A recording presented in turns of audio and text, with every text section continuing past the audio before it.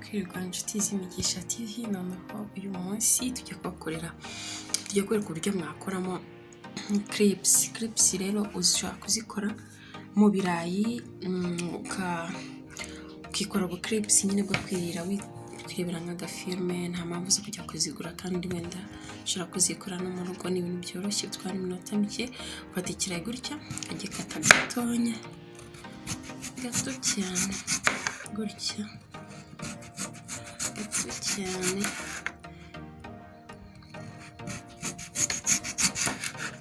gutyo ukata gato apana utameze nk'umuntu ukata amasote kujya gukata gato cyane nk'umuntu ushaka gukata nk'agatungo.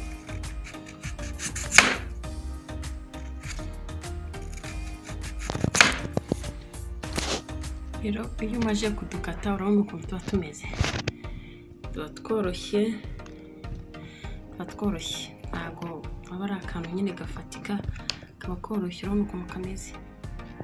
Noneho warangiza udushyira mu mazi akonje, tuzibishyira mu mazi yawe akonje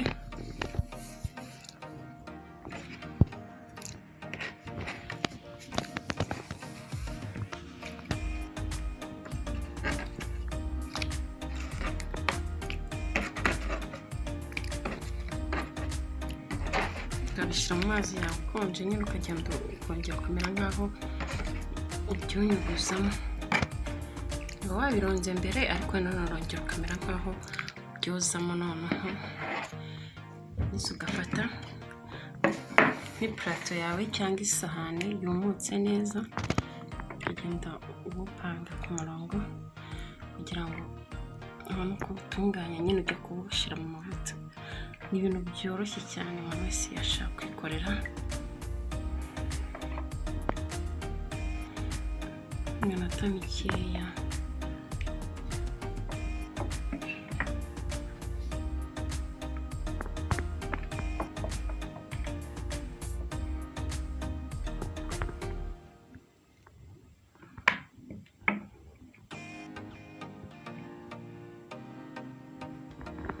ukagira nk'uku nguku dukeya turi bujye mu mavuta, warangiza ugashaka nk'akantu k'agatambaro kawe wizeye ukagenda ubyushye kugira ngo y'amazi akamukemo.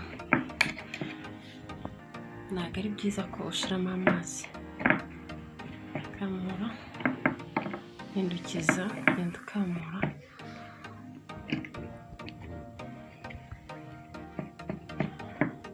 hindukiza impande zose.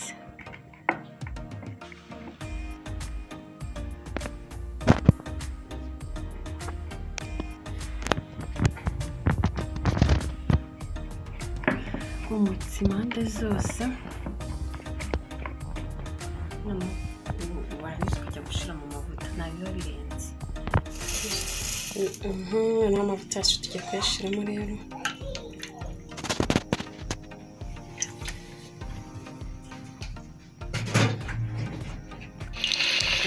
Gushyiramo ibirayi bya bisi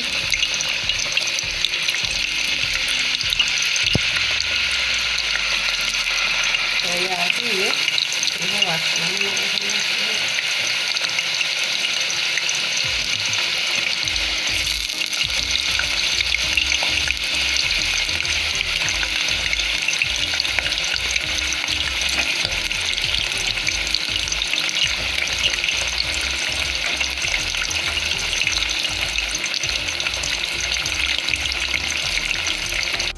murabona rero ko za clips zacu ukuntu zabaye.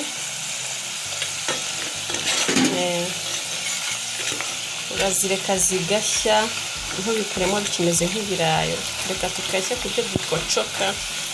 Urabona ukuntu twabaye, urabona ko twabaye neza, nta n'iminota myinshi bitwara.